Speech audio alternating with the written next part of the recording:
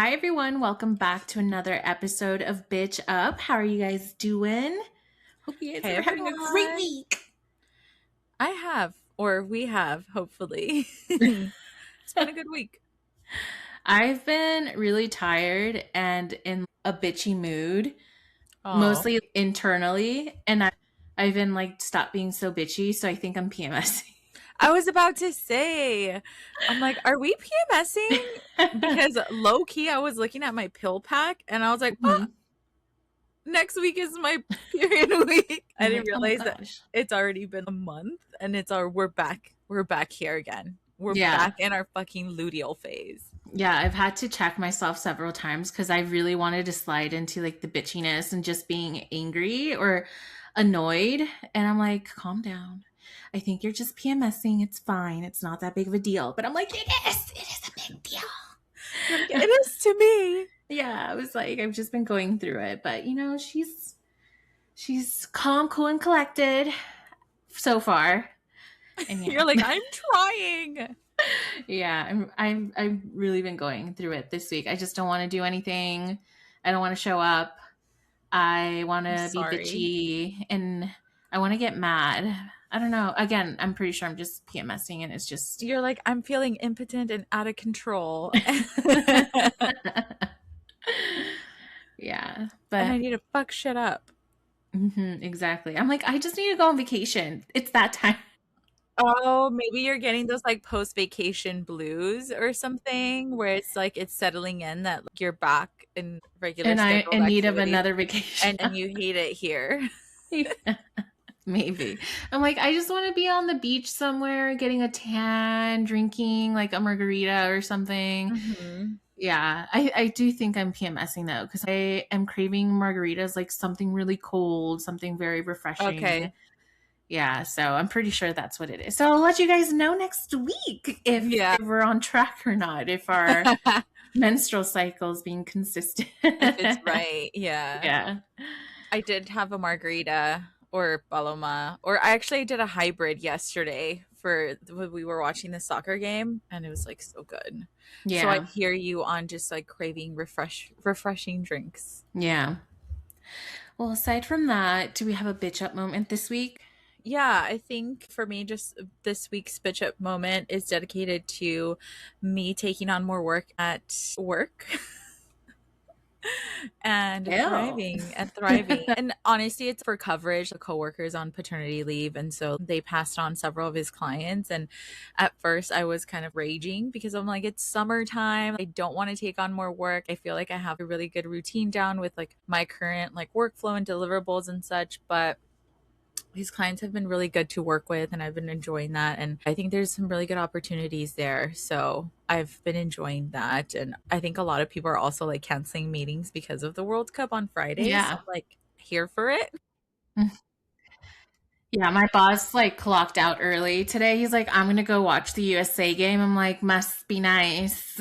Yeah, so I think that's my bitch at moment, just figuring out how to work, just like extend myself a little bit more to fit in those new projects and new clients. Yeah. Good. And not crashing out about it. That's the part, because I feel like I've been thriving in it. Like as much as Yeah. at first I was like, no, it's been good. It's been good. So I was just like, okay, cool. And I'm like, if anything, this is just going to be receipts for my annual review. So I'm just like, you know what? Yeah, I can take this on. It's all good. But That's that's what I'd good. like to dedicate my bitch up moment to this week.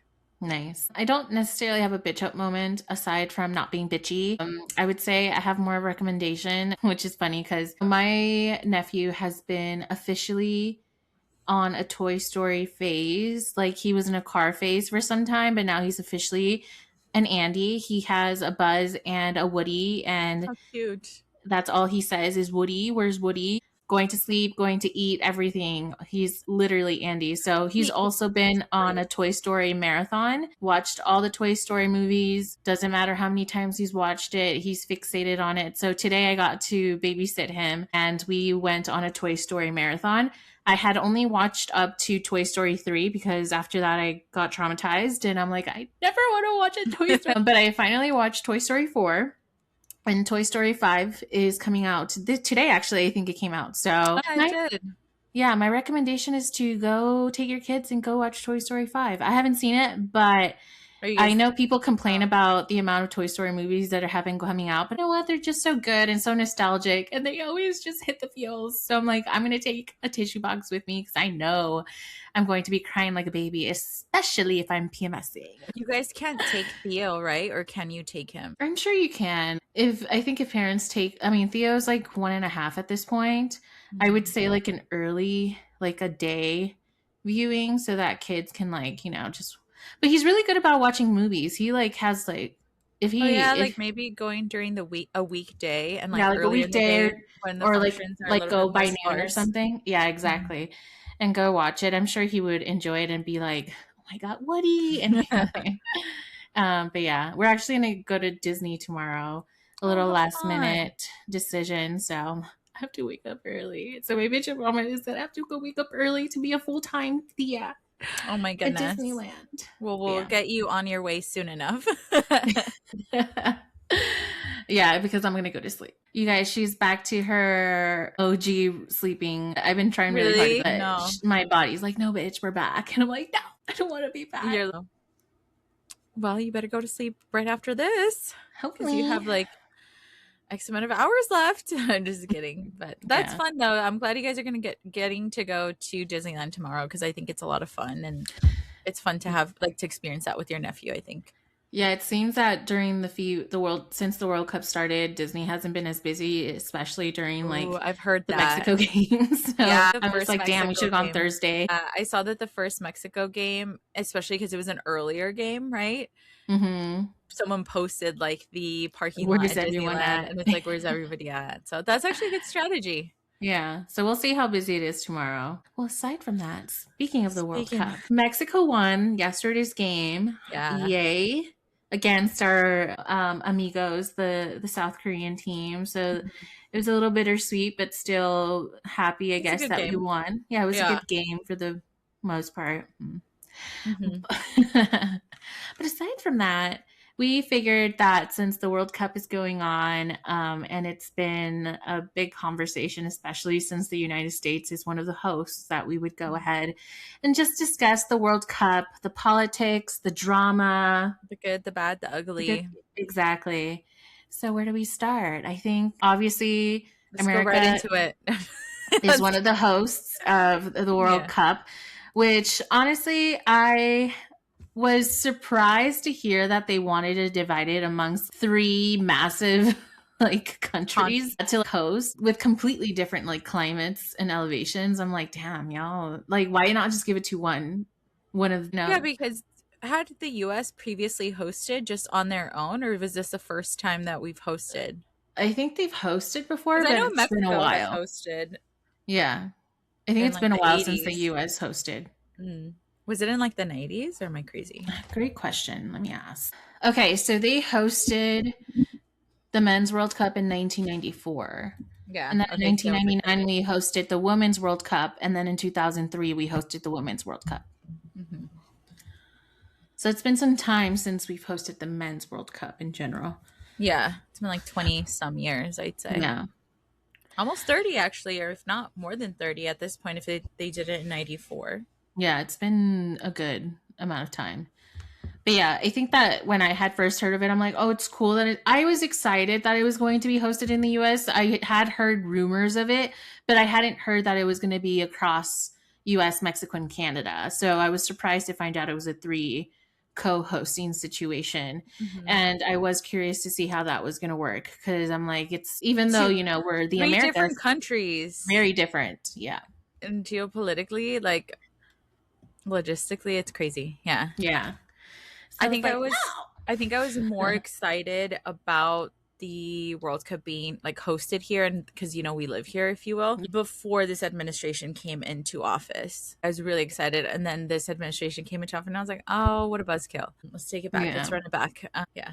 And it was also a surprise to me, but I've actually the first time I heard it I was kind of like, "Oh, that could be fun because it's like it gives more opportunity to kind of like for people to travel and check out new venues and things like that. But then also it was kind of like, oh, that is interesting because you have completely different countries, and like logistically it kind of sounded like a nightmare too. But I'm not FIFA, so I'm like, if they're not worried, why should I be worried? I'm just kidding. I was more so interested to see how, like, infrastructurally Hmm. or infrastructure wise the United States was going to prep. But honestly, because of all the shit that's been going on here in the United States and even in Mexico, too, Hmm. politically, like, shit didn't get done. I feel You like, know, yeah, I feel like nothing nothing was got done. I feel like done. people Yeah. procrastinated. It felt like no one really prepared for this. It just kind of came like everything Well, at else. least the hosts and like host wise, the teams I'm sure did prepare, Oh, the teams, yes. but Yeah, host wise, you're right. yeah. So I was like, oh. Obviously, we've seen a lot of drama happening before the World Cup even started, just Mhm. because there was a lot of changes made to Right. the World Cup and the way that it functions. So I think one of the newer things that happened in this World Cup is that they expanded it to host 48 teams instead of, what was it, like 32 originally? 32. Hmm. Yeah. No, that's been like a high topic of debate for a lot of enthusiasts around the world. Hmm. And it's been like, is it a good thing? Is it a bad thing? How does it affect the FIFA? How does it affect football, the football world in general? Right. So it's been interesting seeing people react to it and just seeing the teams, I think, also that have benefited from this expansion too has Right. been really cool to see as well. Yeah, I think it sucks because like everything, it's not one-sided, right? I do think that I appreciated the expansion because it was going to be allowing for more teams to be part of it, especially Mhm. teams that probably historically never been part of it. So it was cool to see the expansion there. I think a lot of the countries that was like their first time or their first time in like decades that they were able to make it into the World Cup, that's been really refreshing to see. But then Mhm. at the same time, I heard some of the criticisms, and then also just like the environmental strain on it being that many games and like logistically how all that was going to pan out. Yeah. Um, yeah. And then for those of you who are new to the World Cup and didn't know that we had a Yeah. team apparently playing in the World Cup. So FIFA expanded the World Cup to 48 games again. As we mentioned, it used to be 32. And Hmm. so when you start the World Cup tournament, you do the group phase first. So all these 48 teams are divided into 12 groups of 4 and they play each other, and usually the top 2 of the bracket automatically go into the next round. It's a little different now because they have 48 teams. So now there's an extra knockout round, which is Right. the 32 team round. And this also has changed the formatting because technically now the 8 best third place teams have an opportunity to advance to this round. Where Right. previously, if you were third place, you were You're out. out. Yeah. So, like Shelly said, there's a lot of pros to this where some teams can benefit and have an opportunity to still be in the tournament. But of Right. course, this obviously, as Shelly mentioned, means that there is a total of 104 matches compared to the 64 matches that there used to be. I guess the question would be like, how does this benefit FIFA? Ultimately, Money. yeah, it's a More games, revenue. more money. Yeah, Yeah, it's exactly. revenue. More games, more money, more broadcasting. As More far as the ticket teams sales. go, Hmm. obviously, it's the teams are given more, I guess, opportunities to participate. Like nations from Africa and Asia Hmm. have more seats at the table now, where Right. before they didn't have a lot of opportunity. So you didn't see a lot of these small regions have teams to go play because they just didn't have the infrastructure or they didn't have the promotion, they didn't have the backing, the Hmm. financial backing to go. And then I think I had seen a lot of people say that now famously there's this group of death situation. I know that Mexico has, I think they ended up in the group of death. I don't 2000, know if 2013, I think, 13, yeah. And it basically the or group of 14. death is that because when you have 32 teams and you have like these big time teams like Spain, Germany, Hmm. France, there's a big opportunity or a big possibility that a lot of these big teams end up in the same group. So the Hmm. chances of like your national team advancing when they're in the group of death is 10 times harder now Hmm. because You're playing all these. that is a stacked group. But now that you have this 48 team competition, it basically allows for a lot of these tier teams to be spread out a bit more evenly, but this also means that there's less chances of having like these classic anxiety inducing matches where, you have like Germany and France up against each other, Spain and France up against each other, like these big top dog teams that have won World Cups, right? Mm-hmm. But again, this also means that there's a guarantee that a powerhouse team could also face these debutante teams, right? Or these quote unquote weaker teams that a lot of people consider because they don't have the backing or the infrastructure or the money or the coaching, I guess you can say, to potentially win this tournament, right? Right. And then, of course, some people don't necessarily think this is fair because, again, you have these elite teams that could potentially just go through this group phase and not really try, and it's more of a little practice sesh for them, and they're like just steamrolling through these teams, which I think is a very like narrow-minded yeah, perspective very on it. narrow-minded. Yeah, exactly. Because I'm like, clearly we've seen during this tournament a lot of these like big dogs get humbled.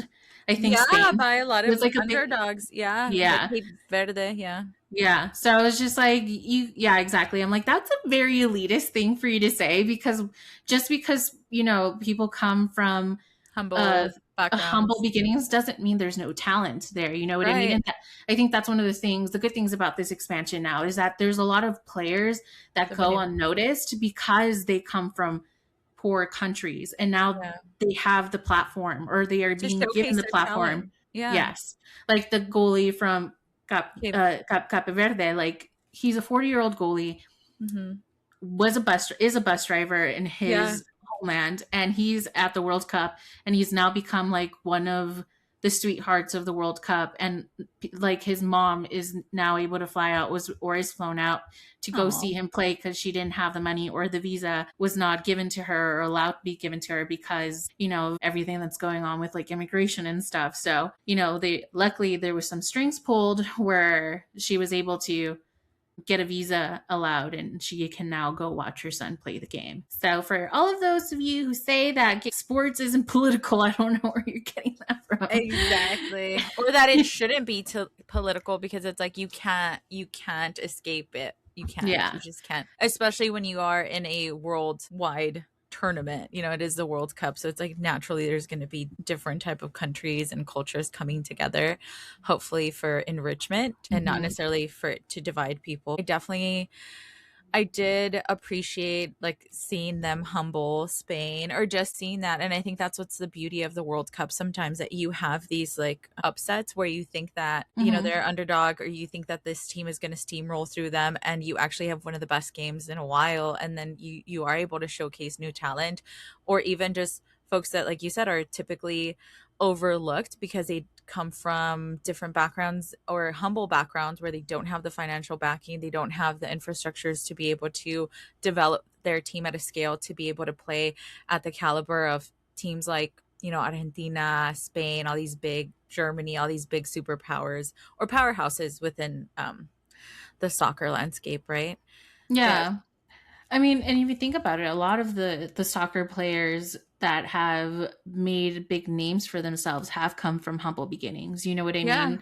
There was a time where maybe Argentina wasn't seen as like a big powerhouse soccer within, yeah. powerhouse, so and that comes with because a lot of talented players that have been able to showcase themselves in this type of tournament and have now gone to get their country recognized for the Mhm. soccer talent or the football talent that they have. I mean, everybody loves a Cinderella story, right? I know people have their like top dog teams, but what's better than that? An underdog story. Everybody likes to see an underdog Yeah. succeed. Yeah, because also it gets boring if it's the same teams Teams. winning. You know what I mean? And it's Mhm. like, let's embrace the friendly competition. You have teams, yeah, like you said, they're like small teams paying these big, huge teams. And let's celebrate that we all made it here, Mhm. And, but behind the friendly competition and the rivalry and what's at stake there, you have teams that like, what was it? What is it? Curacao was also there for their first World Cup, right? Mhm.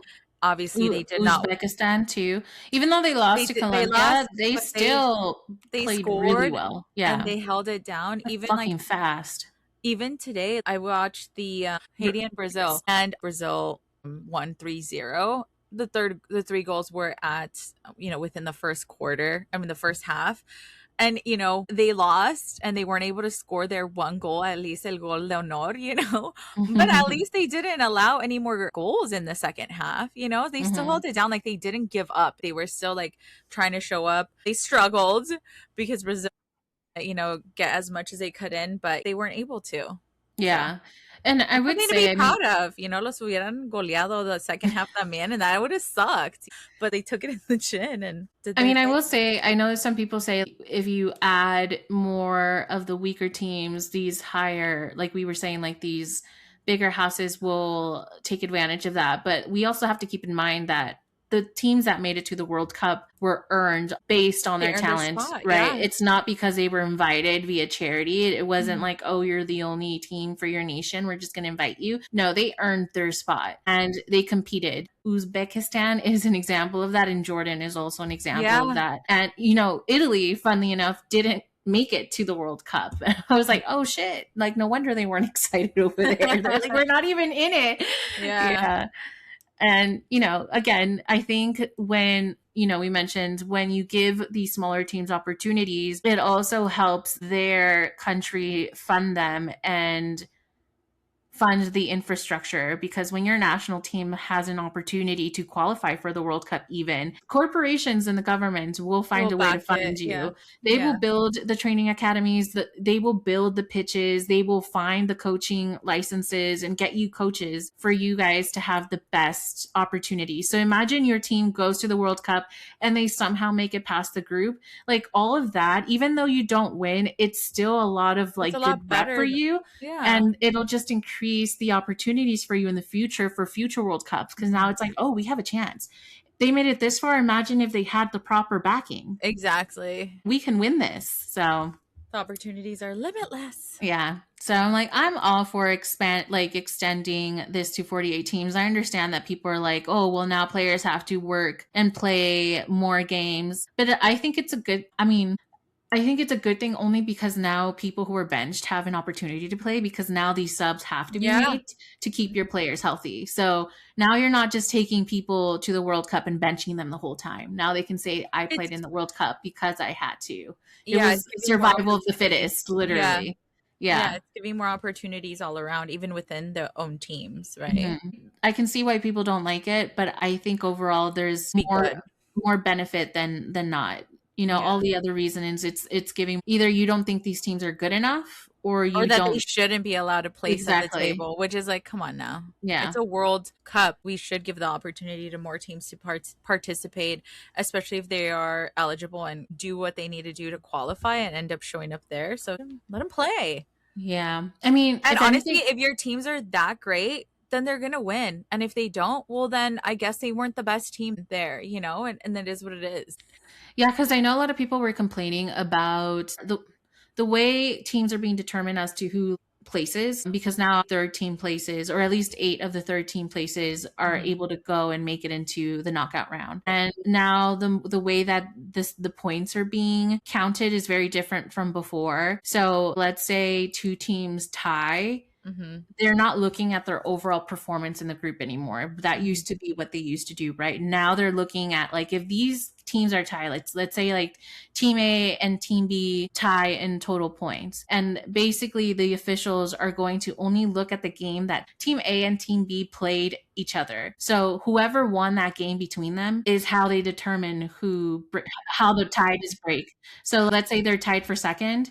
If team A beat team B 1-0, and then like team B goes to play like a weaker team and they win by 5-0, those extra goals don't matter anymore. If they end up tied with team A in the group, team A would win the tiebreaker because they beat them 1-0, which I know a lot of people are Oh. like, what the fuck? Because sometimes teams will have a really bad game and then they will make it up by shootout games and like trying their best to like beat out these games by goal points. Let's say that Mexico and Korea were tied in the group for second or first or whatever. They would look at the game that Korea and Mexico played, and because of that, Mexico would win, because they're like, you guys won against Korea, so it would only make sense for you guys to be the winners from this tie. Which Mhm. again, I could see how people are like, oh, that's not fair, because someone can have a really bad game and that would totally ruin it. But it's Well, also that's like, your bad. No, just kidding. No, like it's the way the chips fell, you know what I yeah. mean? Like, yeah, it's not ideal, But Yeah. listen, if we had to swallow the no era penal here, you guys can swallow whatever this fucking shit is what I'm saying. You know? Yeah. I mean, yeah, that goal was such a fluke, but that's the beauty of soccer. A win is a win. Sometimes it's luck. Sometimes Yeah. it's luck. And Especially that's what it within the comes World down Cup. to. Yeah. Yeah. So I thought that was interesting because then I was like, wait, but then what happens if they tied their game? What if Mhm. they're tied in group and then tied their game? And Yeah, then they would go based off points? then they are based off of goals. Yeah. So Okay, it's yeah. like now the goal points come into play. And I'm like, damn, y'all are just making this so much more dramatic. But that's why the Yeah. whole third place situation is big because all the third place teams basically have to pack their bags, but they can't leave. They have to wait to see if they made it or not. And If they are I'm like, oh my God, I'm really shitting bricks. I'm like, suspense. fuck. Suspense is it's like, can I go party and enjoy myself now? No, because I might still be needed, you know. Yeah, it's like, damn, we're not out technically, which I Yeah. guess it's still cool, right? We So still you have a still have that chance. chance. So Yeah. it still gives some a little bit of faith. Like, okay, we didn't do well this game, but as long as we win the next couple of games, Things we have a good chance of being yeah. third, you Yeah, know? things could still turn around for people. Yeah. Yeah. So, but again, it just gives a lot of opportunity for new teams to have a chance at winning. There's definitely a lot of dark horses this year Mhm. in the game that potentially could make it to the 32 knockout round and like a little further than that. I know obviously DR Congo was one of the upsets of these group games, right? Because they tied Portugal. I didn't see the game, but I saw some of the That was highlights and I was another like, damn. humbling moment. Yeah, I kind of felt bad because I honestly I feel like nobody really watches Portugal unless it's only for Ronaldo, and obviously the fans at Portugal will watch it for the national team, but a lot of the people that are Cristiano Ronaldo fans will watch his game because of him. So I know that after the highlights and watching what a lot of people were saying, I was like, damn, y'all got He no was motherfucking chill. yeah, it was crazy. He was trying to have his messy moment with like the I think Argentina won what 3-0 the day before. So he was like, let me also cook.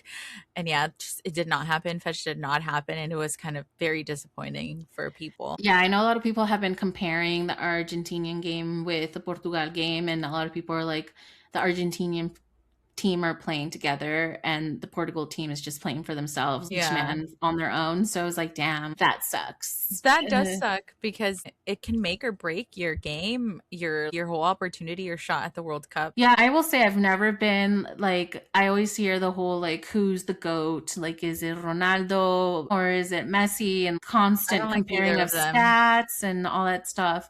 And I'm like, it's crazy that you guys constantly compare them. I was never a Ronaldo fan because I always thought he was cocky, but I've come to respect the man because this guy, I'm Yeah. not saying Messi doesn't do it. I know that he's also very passionate about the game, but the mental strength that you have to have as a professional athlete in general is crazy. And Mhm. especially when you're constantly being compared to other To players others. and you're Yeah. considered one of the greats. And so the constant expectations of you doing amazing is crazy. I'm like, and that's why I have respect for him because I'm like, you know what? It's It's a hard. lot. It's Yeah. a lot of pressure It's to be not expected to to compete the be way you great. did when you were 20, you know?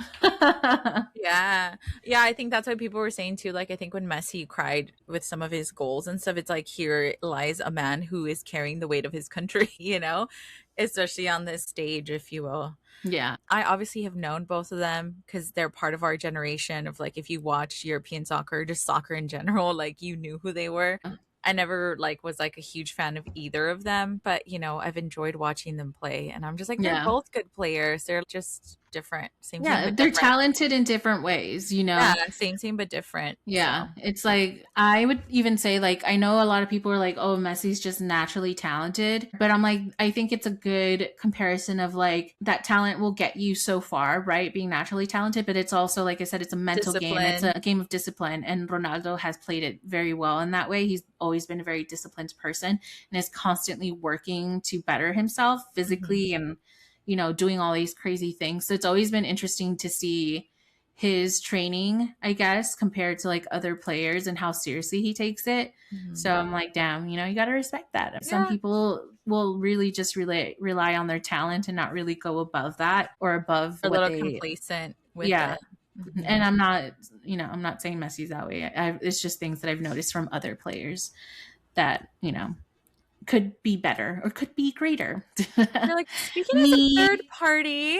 me being a hypocrite, bitch, why are you comparing? And then she's over here, you like, you could do so much better.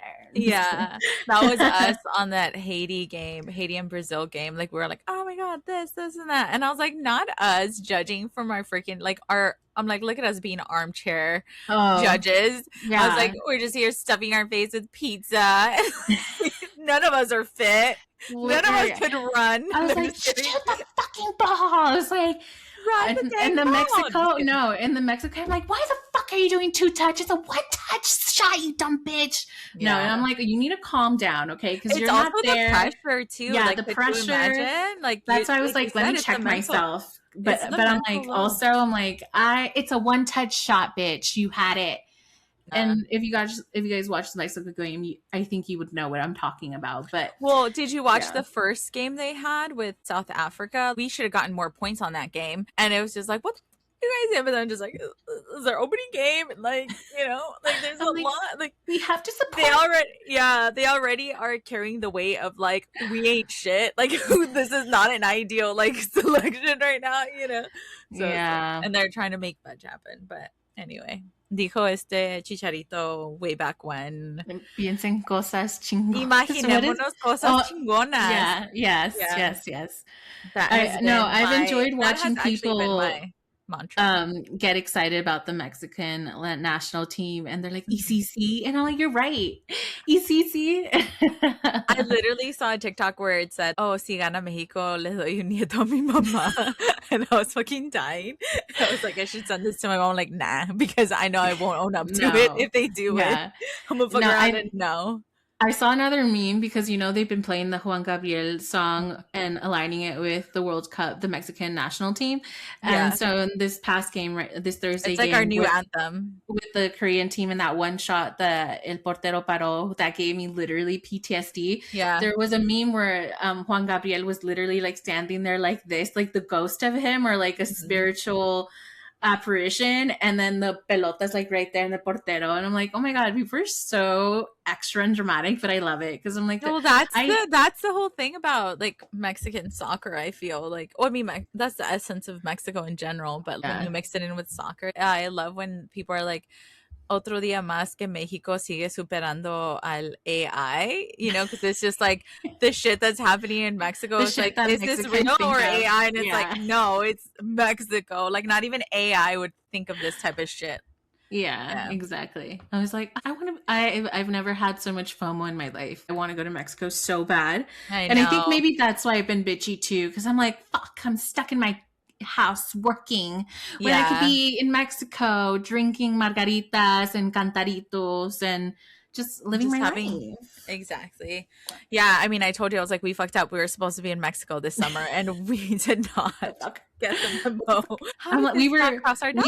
because we were excited for it to be hosted here in LA, and I will say I had higher expectations, and even with the shit that's going on, I had higher expectations of Yeah, LA and the celebrating and everything that's going on. And I'm like, yeah, yeah. It's interesting because to some parts of the U.S., it feels like the U.S. doesn't give a shit about it. And yeah, then there's other parts, obviously, where you do see like you do feel the heart and soul of like what this is, but it's just the numbers are not always there, which is a little bit yeah. like underwhelming sometimes. So yeah, it's very interesting. And then you see such a contrast with like I think it's been very interesting to see how each host country has been like what their vibe has been and like everything. And to me, like Mexico's winning and they take it all because like they've just like having the best time. They're just doing the most out there in true Mexican fashion. And it's beautiful. Love to It's see it. yeah, we love to see it. Yeah, I will say I like watching people come even here to the United States and just enjoy their time here. I'm Yeah. glad they're having a great time. I just love seeing happy people, and that's why I have so much Happy FOMO. people don't not kidding.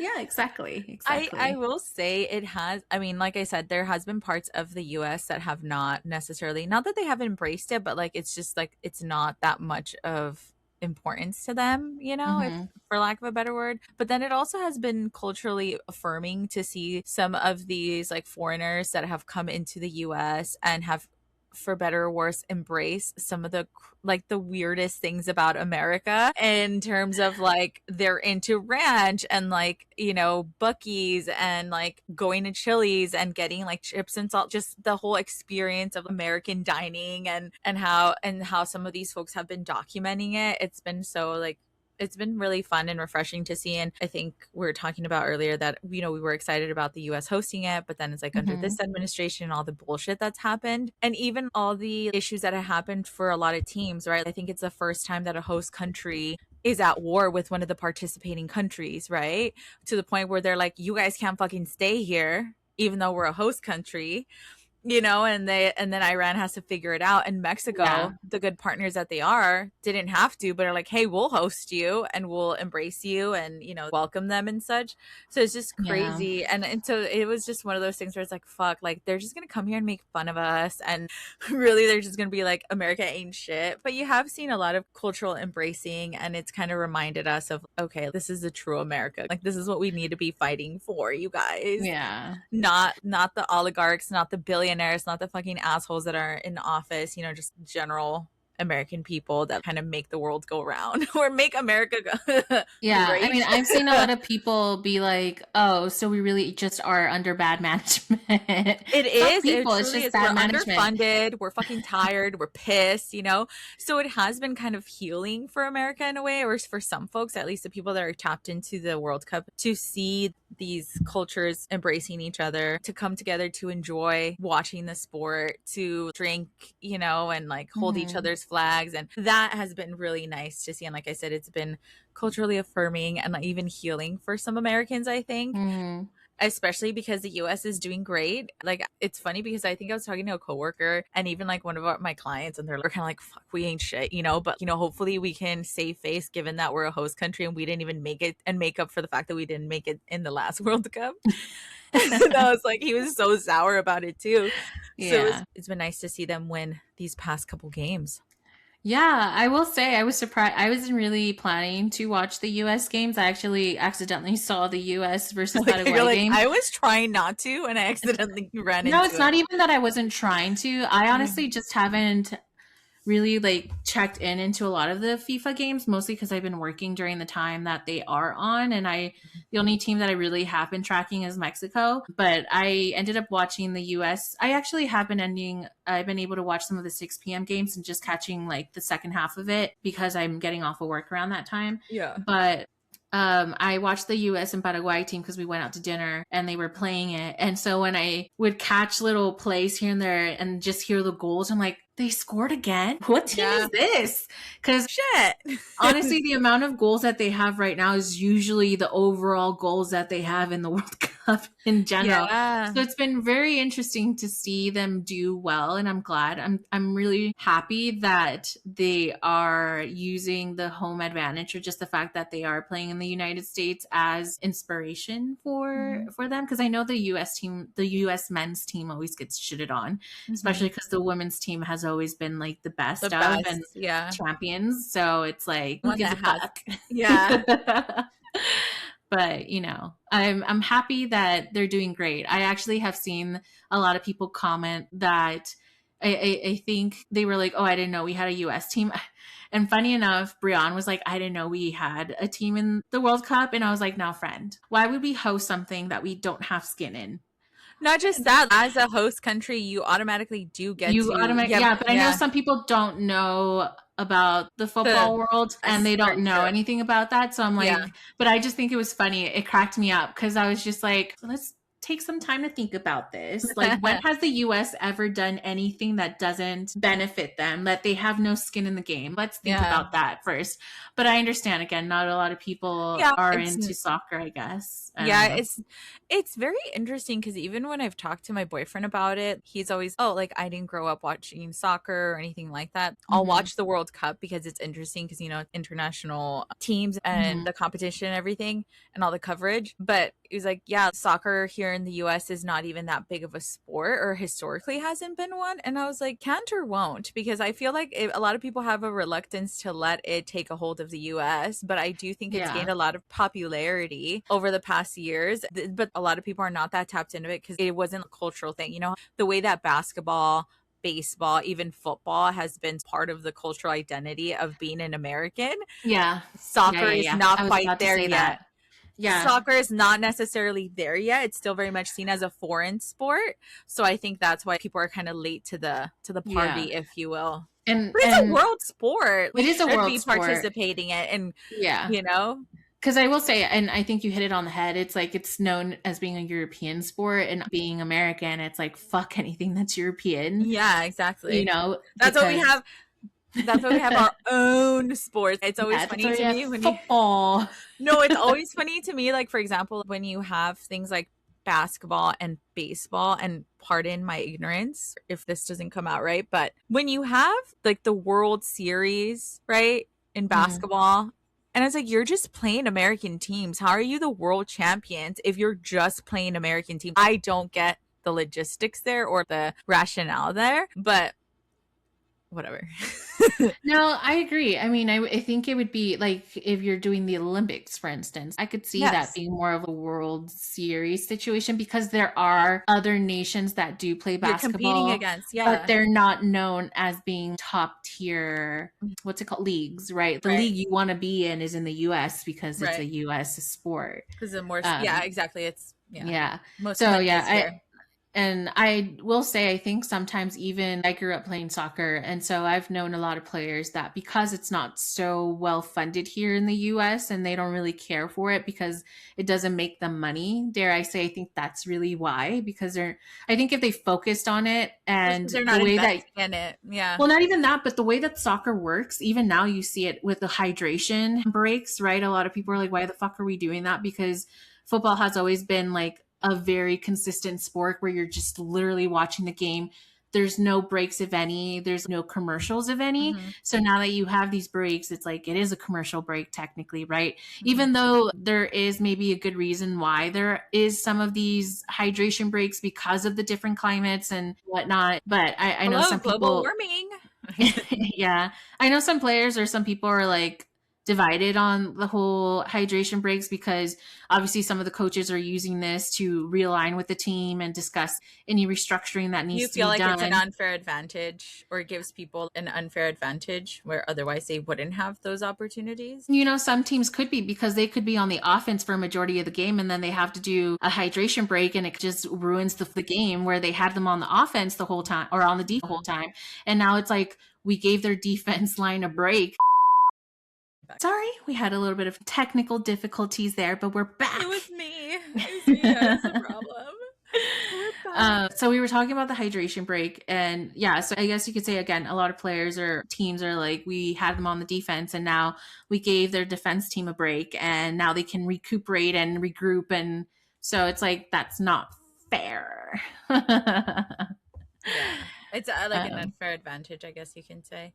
Yeah, I get it. But at the same time, you know, you are I, playing in different countries with different climates. So maybe a hydration break never really hurt anyone.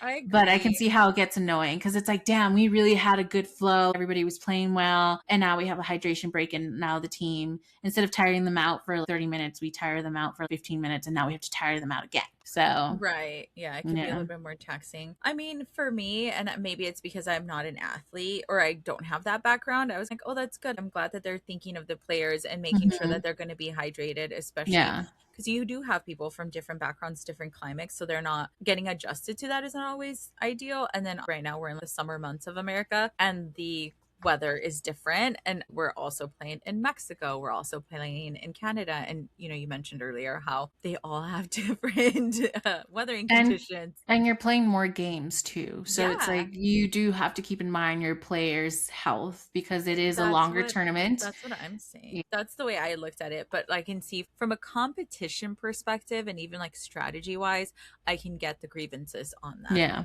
But it's part of it. I mean, it's global warming. It's a changing world out there, and we all have to get used to it or figure something else new. Or how about you guys stop polluting the planet, and then maybe we didn't have to have all these cooling breaks. I'm just kidding. Well, I think it's a more of a money situation. I don't really think FIFA cares about, The players, yeah. I mean, I can't say they don't care about the players because I'm sure the team does, but I think it's more so I know a lot of people are like, Money oh, grab. every single time that there's a hydration break, at least in the US, and Fox goes straight to like commercials. I It's haven't so seen it because fucking I don't really annoying. keep up with them like that. So To I don't watch Telemundo. anything on Fox. Yeah. So I'm like, I don't know. Around here, we only watch sports in Spanish, Yeah. okay? Recommendation, if you're going to watch the World Cup, watch it in Spanish. It's a lot more exciting. It's a lot more exciting, and I think that the camarógrafos, they just have better instincts when it comes to where to have the freaking camera and like to Yeah. follow the action, and they don't have the commercial breaks that you see on the other side of Yeah. things. And you don't really need to like hear them to understand what's going on because you're watching the game anyways. But most of the time, what these commentators are doing is that they're commentating obviously the names of the players whenever they receive the ball, who's passing to who. They're good narrators. Yeah, they're narrating the game, what happened if there was a shot at goal, what happened if there was some type of foul, do they agree with the ref, right? Stuff like that. But it's really easy to catch on because you're just watching everything and there's playbacks, especially with like big plays. You get to see a lot of the playbacks and oh, what could if they've done better? Was it a Yeah. mistake? You know, stuff like I that. So it's always yeah. good to see it in Spanish. You don't really need to know it to understand what they're saying. Yeah, I grew up watching soccer with Mhm. Spanish commentators, so naturally that's kind of what I lean into. I think it was today that I was watching the games at a friend's house and they were on Fox side of things. So we watched Oh. Fox and me and my other friend were like, let's change it. But anyways, yeah, it's definitely a different experience. When I was watching the games this past weekend with my boyfriend, we were watching Telemundo. Around here, I was like, listen, I was like, you have the say on all things football, basketball, boxing, UFC, all the other sports we watch. But when it comes to soccer, this is my town. No, I'm just kidding. But I put on Telemundo. And I what was did like, he say? Or how how do does he feel I was about like, the Spanish oh, commentary? he liked it. He said that it was good. And I was just like, somebody needs to practice their Spanish. So here you go. You know, it's interesting to me that Fox got the bid for this World Cup thing because I'm like, for someone who's very political or who states that they don't want sports to be political, no. The fact that they didn't play the Mexican opening ceremony and were playing stats instead, I'm like, what the fuck? Then why did you want the bid in the first place, you fox? Well, Sorry. because they're this administration's puppets, so naturally they were going to be the ones that get it. No, I know, but I just find it funny that for a news room or whatever, I don't know, what network that says that sports shouldn't be political, and then you go out of your way not to play the co-host inauguration. It's giving What are petty. we doing here? They You know, see right through you. Yeah. But yeah, so watch it in Telemundo. It's great over there. It's great on that side of things. They have cookies. They do. Yeah, no, it's been interesting because I feel like with the World Cup, it's one of those things where it's like two things can be true, right? Mhm. Like with all like the euphoria of watching these games, with all the excitement of watching these games, especially because I feel like soccer is such a community sport, or like it embraces community, where it's like you are always watching it in community. And if you are even watching it alone, you will find community in soccer because you'll either find someone that is, oh, you're a fan too, or even if they're not even from the same team, you both share the love of the sport and you bond off of that, you know? And then you kind of spark curiosity in each other of like, oh, what's your team like? Or what do you like about the sport? You know, and it just fosters that kind of community. Well, I will say I think all sports do that. But I do think because it's more of a world known sport aside of the outside of the United States, that it does feel more of a community, and that's why we see, I mean, it's the second biggest event, right, outside of the Olympics. Like it's the World Cup, right? So Yeah. I do understand what you mean by like it builds community, because you might not even like the sport. You don't have to like the sport to really feel like you're part of the community. You could just watch it for fun. And I'm like, I don't know what the fuck's happening. I could be here for the vibes. Yeah. And I will be fully embraced. The amount of people that were like, why didn't anyone tell us soccer was this fun? You know? And it was just like, never been to a game before, never watched a game before, but because it's become such a like, you know, a lot of things have gone viral on TikTok or just on social media. People are like, I want to go to these things. I want to experience these things. Yeah. And they end up having a ball. You know, as much as that's that, like there's also a lot of crazy stuff happening in the US, in Mexico. I don't know about Canada that much. So politics. I have not, because you know, I've just heard about them. They're doing great over there. They're like, we're just They minding our business. they pay higher taxes, and they have a And better standard of living, and that's why they have universal health yeah, care. health. Yeah, so I don't really know what's going on that side of things, but it's one of those things where it sucks because you do see a lot of the protests that were happening, live in Mexico. Obviously they're Yeah. happening here in the US too, but more specifically because the inauguration game was in the city of Mexico, and there's a lot of turmoil in the country as a whole, right? Mhm. And so to see that, and like the juxtaposition of like all the, you see all like the excitement and everything, but then you also see the money, right? Like FIFA and like the money grab for the ticket prices, the fact that like a regular person out in Mexico doesn't have access to these tickets because of the way that freaking the ticket sales were set up and all the price gouging and such. And then also Mhm. you have people that are out here like fighting for their lives every day, protesting for like the people that have been missing, for like, and that feel like their government doesn't give a shit about them, the teachers that have been protesting out there, and how some of the like aficionados were sort of like getting pissed off at them, like, why are you ruining this for us? Meanwhile, it's like my life is ruined because of all this shit and because my government doesn't care about me, and you're gonna like just try to disregard it because you want to have fun and you don't want to deal with the guilt and the reality of like, this is the country that we live in, and this is like the, I guess, like the government I that don't necessarily represents think it's us. that they don't want to deal with the guilt. I think it's because it is something that they live. I mean, we know it's something that we live with every day and we deal with every day. So I can see Mhm. somehow people are like, this is like a once in a lifetime opportunity. The World Cup is every 4 years. We're getting to host it. So I could see how some people are like, can Sour we about it. just enjoy this for a little bit? But I get it, shit happens, Well, people are going through it, yeah. and some people don't really care about the World Cup like that, which is also valid. But I understand why people are like, can we just not make politics our personality for a day and enjoy this moment and enjoy people and not have to worry Mhm. about the government? And I I think that's something like the US American people have also been going through, because it's like, we're going to enjoy this with in community and not think about all the bad things right now. Because I do think, like, when you're constantly brewing on something negative, it's like, yes, everything's going to be negative. And I think this is one of those times where it's like, let's let positivity win for a little bit and just Yeah. enjoy these little moments and take them in at least. It doesn't necessarily mean Yeah. like clear everything and blank everything that's happened in the Mhm. past couple of years, but also, I don't think people should feel guilty for enjoying these happy moments if there is any. Yeah.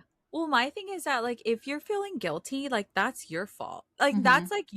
that's your own thing that you need to figure out, right? And like let's talk about the privilege of it. What a privilege it is to be able to go and enjoy these games and like Mm-hmm. to, yeah, remove yourself from it or compartmentalize. I feel like when it comes to people making politics their personality, there's some people that's like, no, this is their everyday life. This is something that has like impacted them, and because they have such a worldwide stage where like all eyes are on these countries, yeah, Mm-hmm. I'm going to use this as an opportunity to bring attention to hold my government accountable, because as you are over here celebrating and pouring all this money into this industry, you have the majority of your country can't even fucking afford food. There's like starving. There are literally people that are dying out there. Mm-hmm. And so I understand people wanting to like, okay, let me like silence that a little bit and like enjoy myself, because I was talking about it earlier and the way that I've seen Americans enjoying it and leaning into it, and it has been really nice and refreshing in the midst of all this turmoil to like lean into some of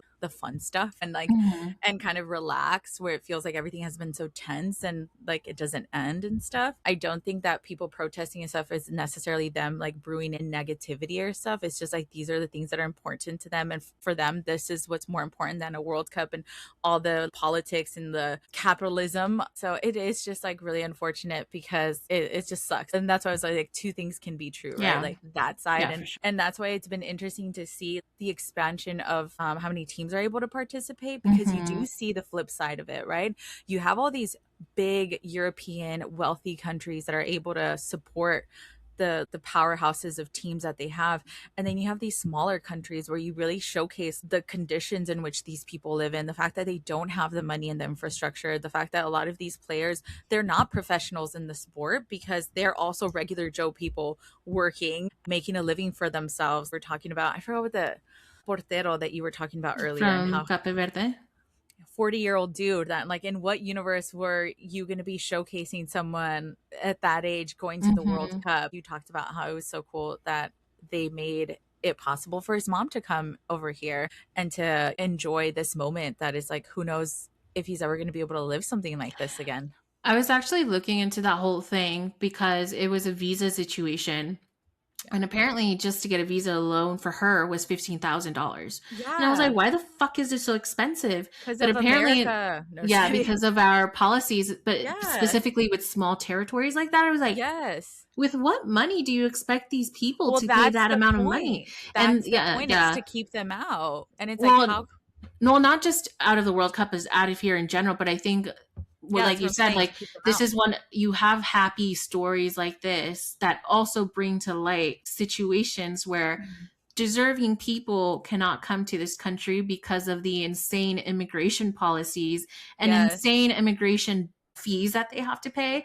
And that sheds light in that situation. And that's why I said, I'm like, you can't say sports aren't political, because I think soccer is one of the most political sports ever because of everything that leading up to the World Cup has been political. The Mhm. fact that there were teams who, sorry, I thought I saw something. The fact that there were teams who were not willing to play Russia in the, I think it Qualifiers was or when? in the qualifiers. And so because of that, FIFA was like, sorry, Russia, I can't allow you to play or come Participate. back to participate in qualifying for the World Cup. So I was like, sure, if you don't want to make it political, then Russia wasn't allowed to participate.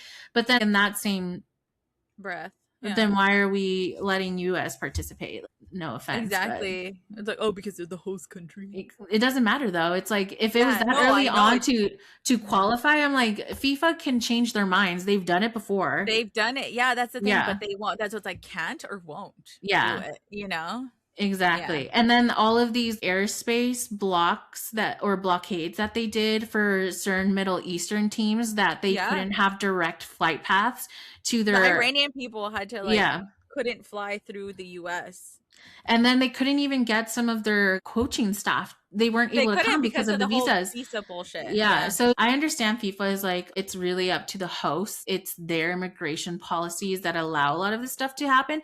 But at the Right. same time, I'm like, you've done it before where you've You need to made have it some sort be. of jurisdiction when it Oh no, comes to. I think they did it before where they're like, hey, like you need to allow them to come through because it's for this World Cup thing. It's only for that. So it's not, Mhm. but again, it's like, damn, are y'all really that scared of Trump, or are you guys just doing it because of the money? What is happening here? Because obviously FIFA's been moving hella sus these past years. They've been moving hella sus. I think one of the eye openers was when Qatar put their bid for the World Cup in 2022 and they got accepted, right? And everybody's like, what the hell? How did Since that happen? Yeah. like, do they even have the infrastructure? And obviously, again, speaking of allowing smaller teams or smaller nations to host the World Cup, there's pros and cons to that. But I think that was one of the first times that everybody was like, what the hell? When they really saw like what was happening behind the scenes with FIFA and how involved Mm. people with money were in the Yeah. Money corporation, right? talks. Yeah, Yeah. yeah, yeah, yeah. So I was like, I It's know a a good lot of thing. people are blaming the hosts for like the ticket stuff, but that's really like FIFA shit That should because be regulated by FIFA. it is regulated by FIFA. And like the host federations don't have the ticket power. FIFA Mm. implemented a dynamic pricing model, and that's why the Where we are now. demand of tickets and the pricing is where it is, because it's literally tripled compared to the 2022 World Cup. And Yes. like I saw group someone. stage seats are in like the thousands compared to like $220 in Yeah. 2022.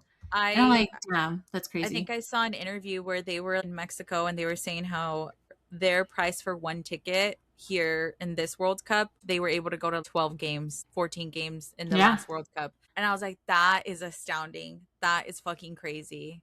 Yeah, I I was think just like, that how is this allowed? I Especially was when the average Joe doesn't make that kind of money. I was looking into that, and I saw that the seats for finals are like in the 10,000s. Yeah, like Apparently, 11,000. Mhm. resales are not capped. And then They're not. so the tickets can be overpriced, and FIFA takes a 15% cut from Well, both that's the why they're buyer allowing it. and the seller on each transaction. So they are making bank. Hmm. And I was like, And damn, that's you guys why. are And I And we're the understand idiots because we're willing to pay. Well, not we, because I'm not paying that much, but the people that are, you people know? who are paying. But even then, like, there are traveling super fans who are not, who didn't come to the World Cup because they couldn't afford it. Because it's like, Right. we're paying a fucking human body part for these tickets. Yeah. The idea of going Transportation. to all these games, going and traveling through the US, Canada, and Mexico, hotel rates, because they're Mhm. also Up the skyrocketing. market. Yeah. Down, like, yeah, I wouldn't go either. That is crazy. It is so Travel and expensive. transport. Yeah. Hmm.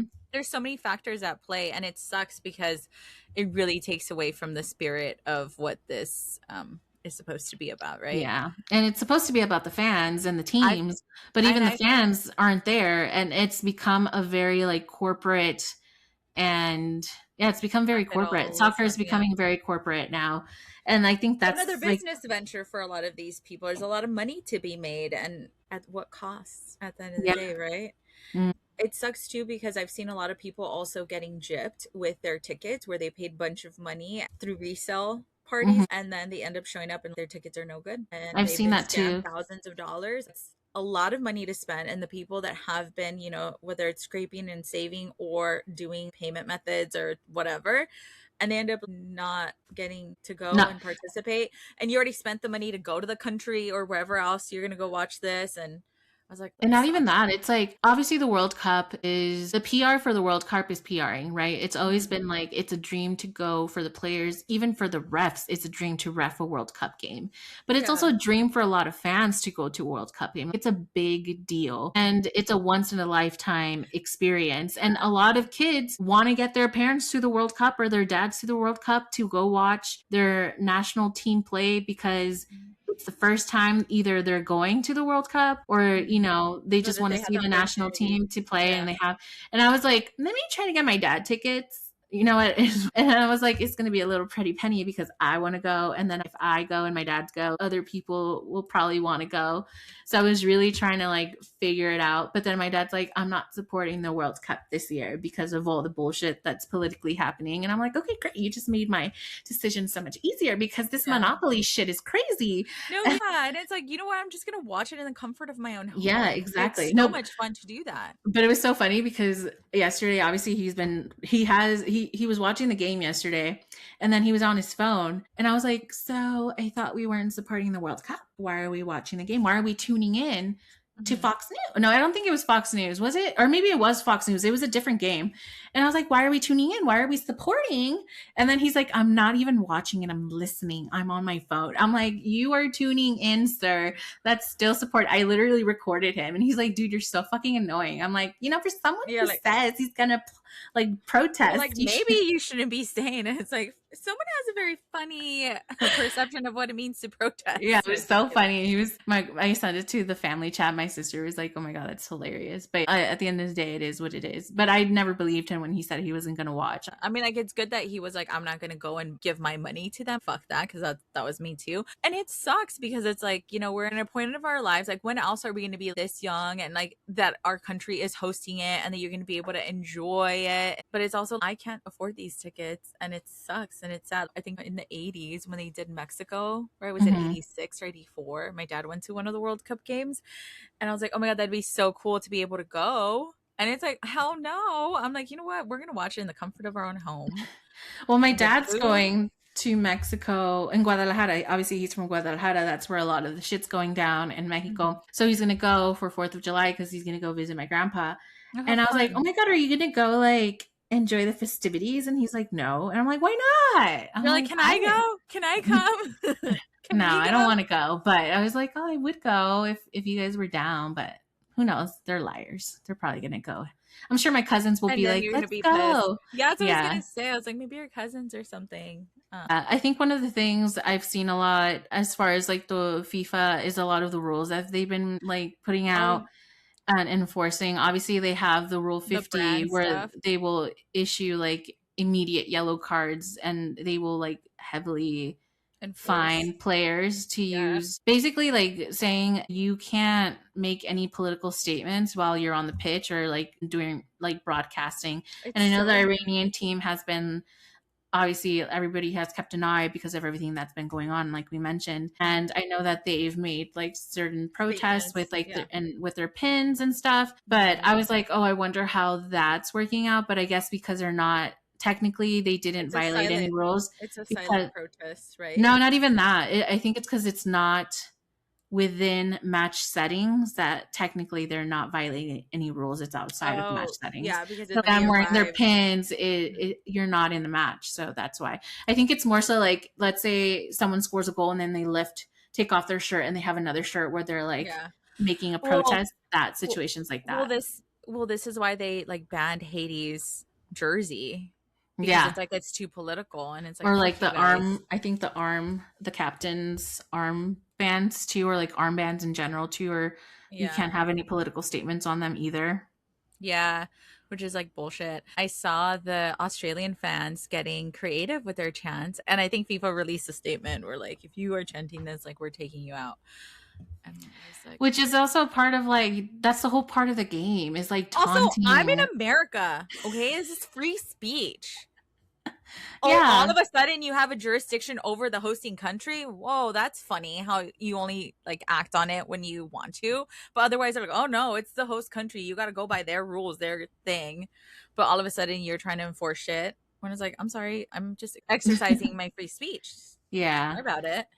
Yeah. But and I think it's things like that kind of take the beauty away from the game because yeah, it's like, yeah, sure, it's fucked up, but at the same time it's a competition, it's a Also, tournament. it's Like like, where's the lie? No kidding. unless they're saying like super racist shit, like sure.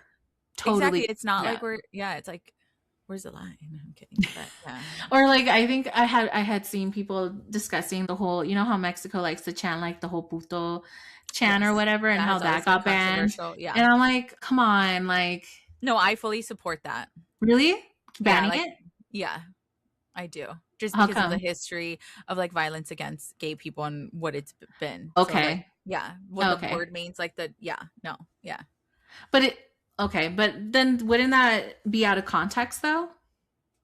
How so? Or like wouldn't it because it's like saying like, you know, when we call each other bitch, like the history of bitch too, it's like the context matters, right? So Mhm. wouldn't it if you're using it in a sport literally just because But I you're know some using people. it to be derogatory towards a person, right? And I think that's where But it's is like it when we being talk about derogatory towards a talking person or is it just like a team like you're well towards a person and the team because they use it to like they're inciting it towards like the players, right? Because it's a team, you're looking at it as a like team setting.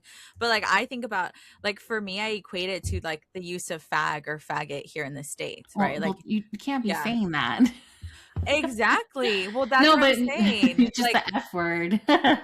no, like I'm like it is what it is. Like you just said puto, puta, whatever. Like that to me, it's like the same thing, and that's why I do agree that they should ban that because of that. You know, like Mm, I see those terms like similar with each other, so that's why I do agree that like they should ban that kind of word because it is divisive and it's like offensive to people and because of the weight that it carries and the violence against that group and community, mhm. especially in a country like Mexico where machismo and all misogyny is like a thing.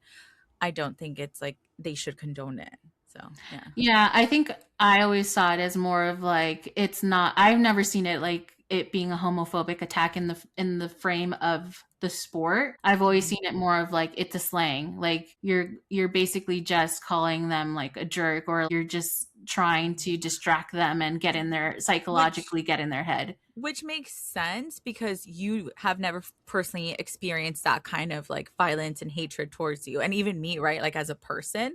So that's why for us it's easier to be like, oh well, I didn't mean it that way, because even me growing up using those words or even around us, it's like, well, we're Well, just I mean, trying to I've get never under your used skin and the stuff. word either. Like I've never No, used it, but I'm right. just saying when it comes to a chant Hmm. in the sport in general, like Hmm. I don't know. Usually when seen it used, it's that it's just like the and then they say the word Hmm. when either a player like a goalie is trying to kick the ball into play, and it's mostly Hmm. like we're just trying to get in your head, we're just trying to distract you vibes. I don't necessarily think like oh we're literally calling you gay or derogatorily calling you gay.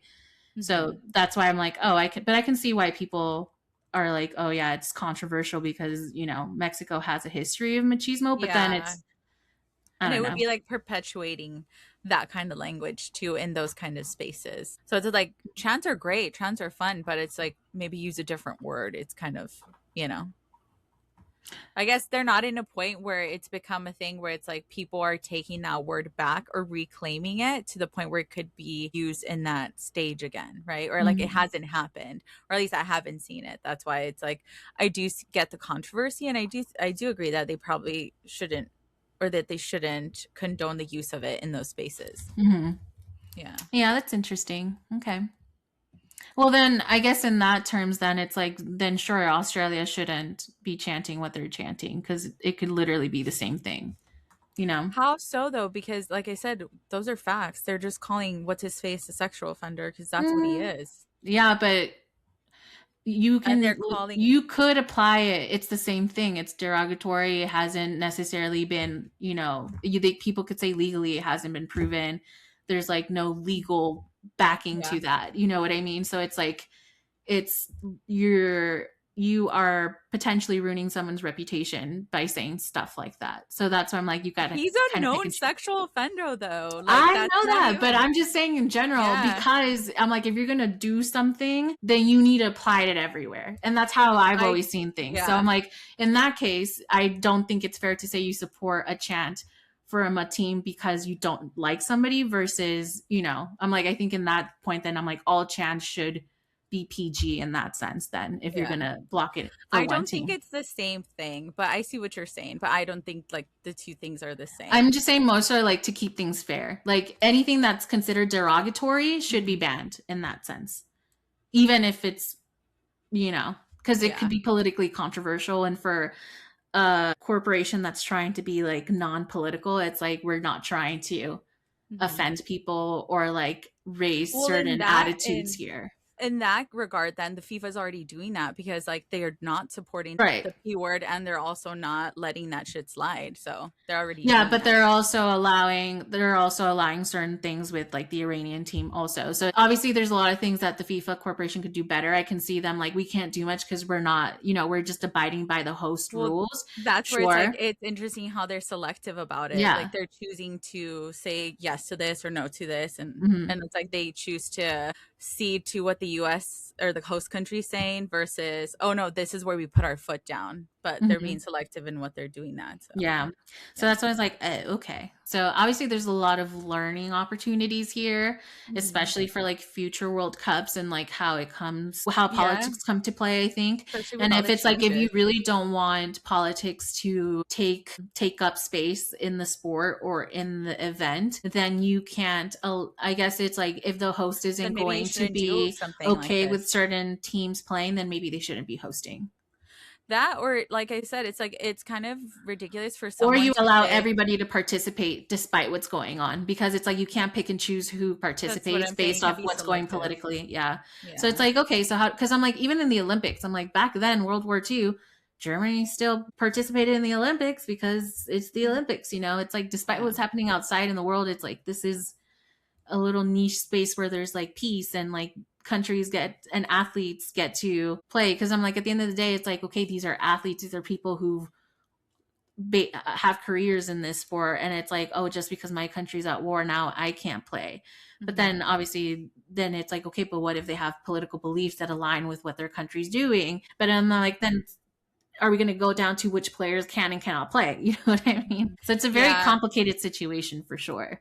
Well, I think like anything else, it's like you can't try to sort of cleanse something from politics Hmm. when you are having this many people participate in it, right? On a world scale, it's hard to have these controls in place when you are involving so many different countries. Like it comes with the territory. So it's either you figure out a way to better handle these situations, but it's like you can't just be like, oh no, we're like apolitical, we're not Hmm. doing anything because you can't. The second you have people involved, it's like everything. It's like you can't separate the one and two. We've been talking about how like Hmm. it is political.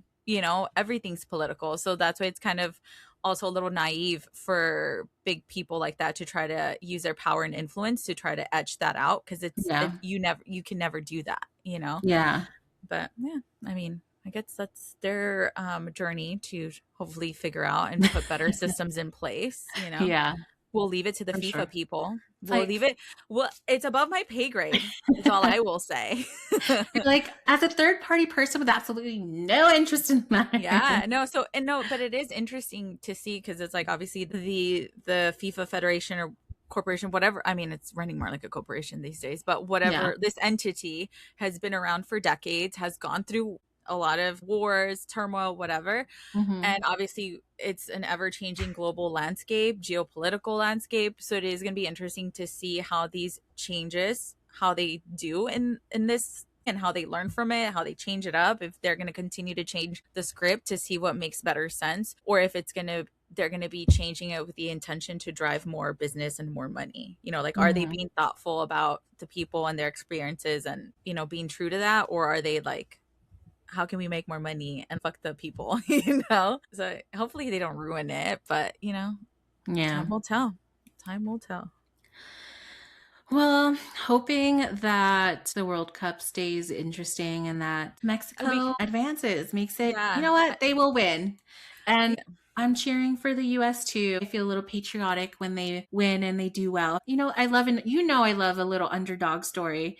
And so for them to come as far as they have, not being well known for their game, I'm like, you know, I feel proud and happy that they are getting the recognition, and especially from the United States. I will say that like it's been exciting to see the games, to see the wins for Mexico too. It looks like they're poised to have like a pretty good run in this World Cup, and it'll be Mhm. fun and interesting to see how far we get. Here's to Yeah. hoping we make it to the end. I do think that it just has been fun to be able to see it also with social media because you get to see insights into what's going on in other sides of the world.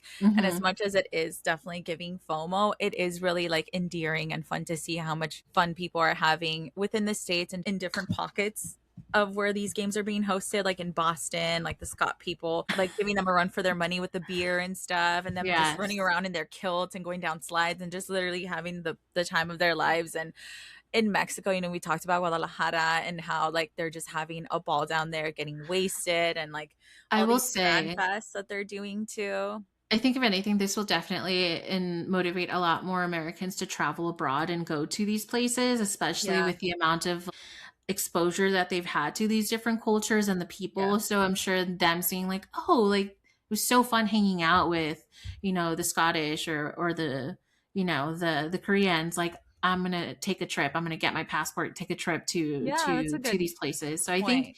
definitely there's some good things coming out of this. Obviously, you know, you got to think about the potential cons of hosting a World Cup and the infrastructure and everything. But I also think it gives a lot of Americans some insight as to how much better infrastructure can be.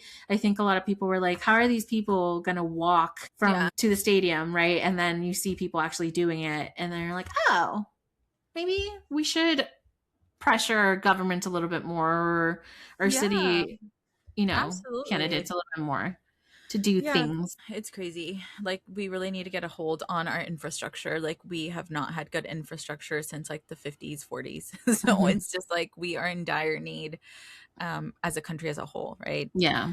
But yeah, it has been fun to see like all like the fun stories of people posting, people meeting. You even see a lot of like little kids going viral because of their little booklets and stuff. And like some of Hmm. the kids that are like, you know, underprivileged and they have to make their own booklets because they can't afford it. And people being like, I'll pay for it, like sending money to their parents.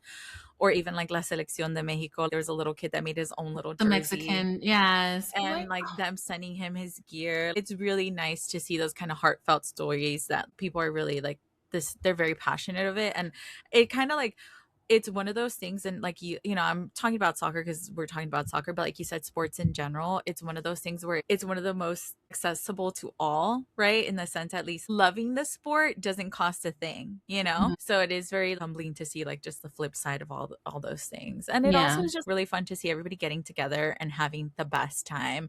Like I kept and seeing getting along, yeah, all the fan fest from Monterrey, like people were just like yes. living it up. And I told my mom, I was like, Mom, why are we not there? My cousin was there, and I was like, damn, we really like. I was just like, damn, how come like we didn't think to go? You know, my mom's been wanting to go see my grandma for like months. She's gonna go in Mhm. July, but I was like, dang, we should have gone in June, Mom. You know, but oh Oh well. But I guess Things this happen is a for a good thing reason. about expanding it to 48 teams because now there's more playing matches and then there's just more time to enjoy it. So if like It'll you be didn't make longer. plans to Mhm. go now, I'm like maybe I should go watch a game. Maybe I should go to this place and maybe enjoy Yeah. some of the celebrations that are going on. So yeah, I will say though, I'm still waiting for boots on the ground journalism of all the hot footballers. I haven't seen anybody post like who's the up and coming hottie that everybody's obsessed with. You know what I I mean? have seen a lot. Like I saw a lot of people on the Iranian team, like the people in TJ in Mexico were going Oh, I wild for saw them them. like coming in, but I like I think it was like 2018 Mhm. where like people were obsessed with the Colombian player James, like when he made like his debut and people like all the girlies were obsessed with him and he was like the hottie of like the World Cup. Like I'm waiting to see. I haven't seen anything. I'm like I don't know if I just need to work harder on my algorithm to like be exposed to those videos, but Yeah, I'm like maybe because like I be seeing some good looking dudes. I don't remember their names, but I be seeing some good looking dudes in there, and I was I'm like, like so they dang. weren't memorable. Just kidding. No, I just like am not paying attention to the names. And now next thing you know, I'm I'm like seeing I'm a gonna lot of start seeing all the faces. videos. I'm seeing no names. I'm seeing a lot of faces. I'm not looking at the back of their jerseys. I don't know what the names are. I don't know. But yeah, I did see also. I think I forgot who it was that was out in, was it Newport, somewhere in southern, like in Orange County, where they're like, "Oh, you guys thank me later. The U.S. soccer team is staying here." Yeah. But I don't know if that was like now or later, if it was like recent, because I'm It like, is recent. I saw that one yeah, too, but I was like, yeah. I I don't think give they a were at the fuck. Ritz, so I forgot where. I'm like, I don't give a fuck. They're here anyways. I'm I was like, like, I need foreign people. Give me right? foreign names and people. I don't give a fuck about Americans right now. I'm trying to see where all the foreign hotties are. Yeah, I'm trying to think of like what other games are going to be here in like LA and what the foreign teams are. So like if you can think of, oh, like we expect to have these type of people, like you know how in Boston you have a bunch of the Scotland people because that's where like their games are concentrated and such. I was like, wow, there's so many logistics to this. I was just over here thinking everybody's gonna be here, you know, but it's just like no, there's pockets Yeah. of this and I mean, they were pretty good about where the team selected their stays. Like they were pretty smart about that, especially because a lot of them based it off of climate. Some of them definitely based it off of like where even just people from their own country are based. You know, obviously the United States is a melting pot, so there are a lot of immigrants here from different cultures. And I think a lot of people were surprised to learn that you had people from those national or from that nation already in the United States that have Mhm. been living here for years. And it's like, oh Yeah. yeah, this is why they selected to be here. It's because they know Yeah, that has been that sweet. Yeah. that they have fans that are willing to like support them, or it's just a good spot for them. So I was like, oh, that's interesting. I didn't even They think of that. That's true. they did that, like, was it in Kansas City or where Hmm. was it? In Missouri, right? Yeah, For I forgot what team it was, but yeah, I saw I that. think it was Congo. I think it was I forget who it was. I forgot what team it was, but It all was these one of the different teams. smaller, newer teams, Yeah, but had there was definitely a lot of people. I think even here in LA too, there's other teams that there's people from other nations here that you wouldn't think were here in large numbers. I'm like, oh, that's cool. yeah, it's been, I think, what game? I think when I saw the Colombia game, was it over the weekend or during the week where they were saying how many like Colombians were at the stadium and how many Mhm. Colombians even exist within the United States, and just hear those kind of numbers. I was like, wow, like there really are so many people. The same thing with like Paraguay, I think, and Mhm. Panama también. So I was just like, oh, that's so cool. You know how exciting it is for people to be able to experience that, like in Yeah. U.S. soil. You know, to see like their home countries and stuff. But yeah. Well, any final thoughts? No, just hope you guys Prayers? enjoy the games. Keep a positive mindset. Enjoy all the Don't drink and celebrations. drive. Yeah, don't drink and drive. Ship Be safe. responsibly. Be responsible. Make good choices. Enjoy your Yeah. summer. Yeah. And yeah, And go team. bitch up and be safe. Right? Yeah. Bitch up and have fun. Bitch up Mhm. and cause fun chaos around these places. And Yes. bring, yeah, you know what? Like if you are especially going to these like social events, you know, bring the good vibes, foster community, and like hopefully you have fun and meet new people. Yep, exactly. These are the type of situations we talk about that you should take advantage of when. These are the moments worth living for, babies. So Mhm. embrace it, lean into it.